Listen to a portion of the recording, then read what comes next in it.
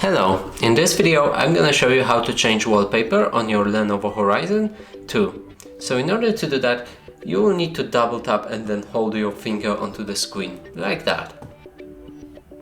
Then let go and go to personalize. Now, in order to change our picture for the wallpaper, we'll need to press on the browse.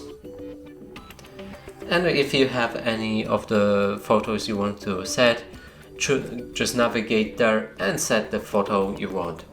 You can also choose from default options right here.